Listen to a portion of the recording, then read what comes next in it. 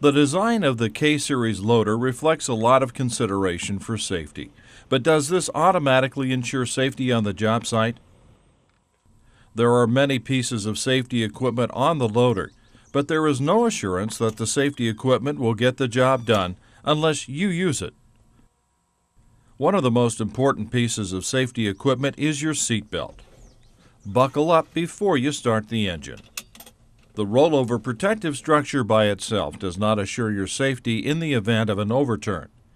If you're not wearing your seat belt, you could be thrown and crushed. Don't operate under the mistaken impression that if a machine overturns, you can hold on or jump free. That impression may be fatal.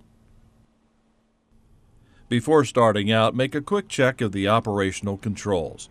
It's better to take a moment now than to find out at a critical moment when it's too late to avoid an accident.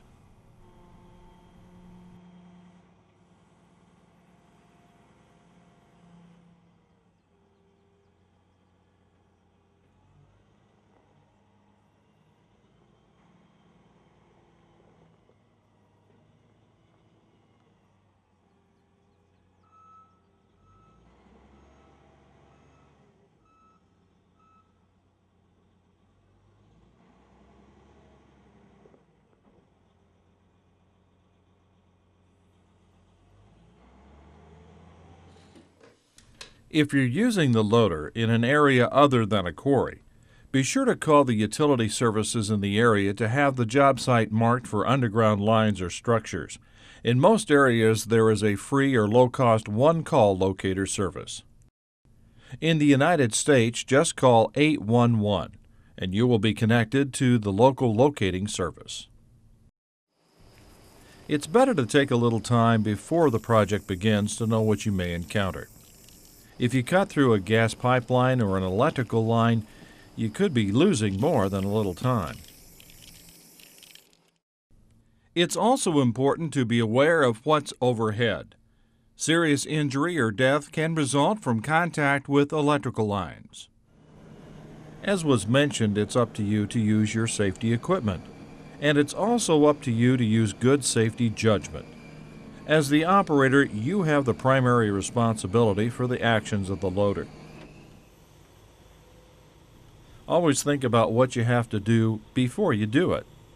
Never stop thinking about what is the safe thing to do, not only for yourself, but also for the people around you. This brings up another important point. There is only one seat and seat belt in the loader, and that's for you, the operator.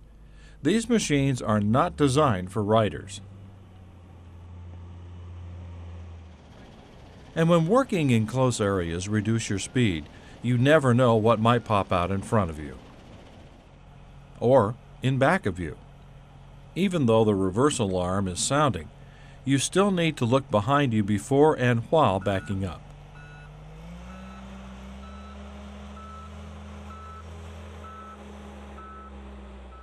You should reduce your speed when in rough terrain or when carrying a heavy load. No matter what the terrain, always carry your bucket low for better stability and visibility. This is particularly true when working on slopes. Always drive up or down the slope with the heaviest end of the loader on the uphill side. That means with a loaded bucket, you need to drive forward up a hill. Drive up vertically and avoid turning. That's when the machine is least stable. It may overturn. With an empty bucket, back up the slope.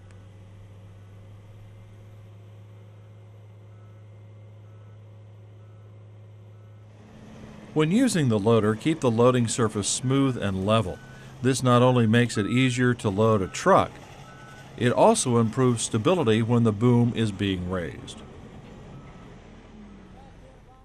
Be especially careful to stay away from undercut embankments. This can be hazardous to machines and operators either above or below. When shutting down the machine, there are a few simple procedures that you should follow. The machine should be parked on a level surface with the attachment lowered to the ground. Move the F&R lever to neutral and set the lock.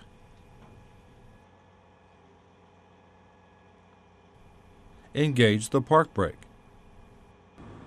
And operate the engine at half speed without load for a couple minutes. This will help cool down the turbocharger. Slow the engine to low idle before stopping the engine.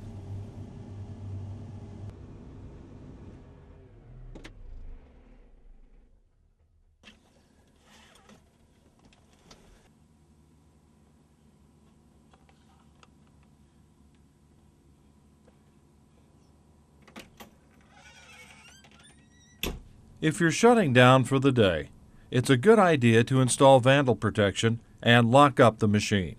You never know who might drop by.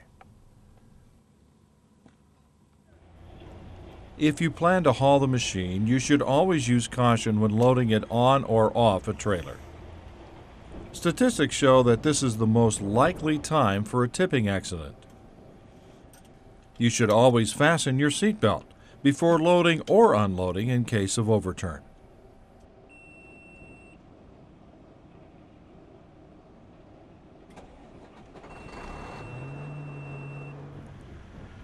The trailer should be parked on firm, level ground. The bed should be clean of debris. Use chalk blocks against trailer wheels to help prevent the trailer from moving.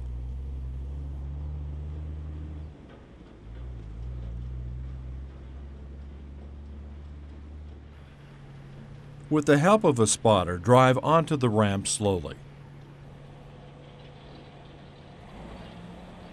The center line of the machine should be over the center line of the trailer. The machine should also be balanced fore and aft on the trailer.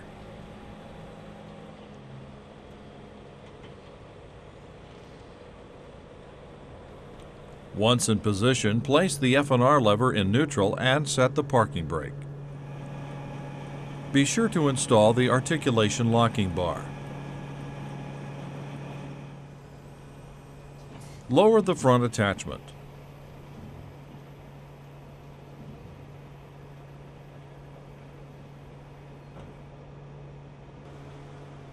As before, lock up the machine against vandalism.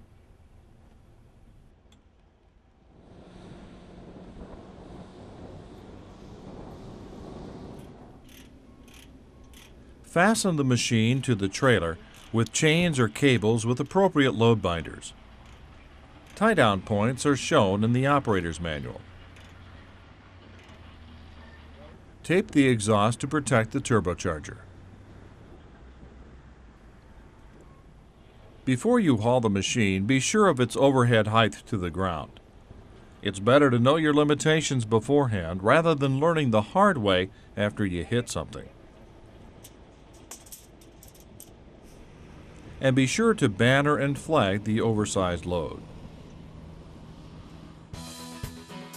As we've seen, John Deere loaders are equipped with many safety features and systems, but it's up to you, the operator, to use them.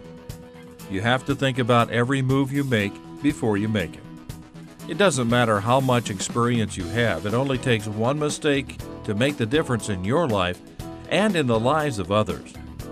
Statistics show that of all the accidents reported, most of the operators hurt or killed were listed as experienced. Accidents don't always happen to the other guy. That other guy could be you.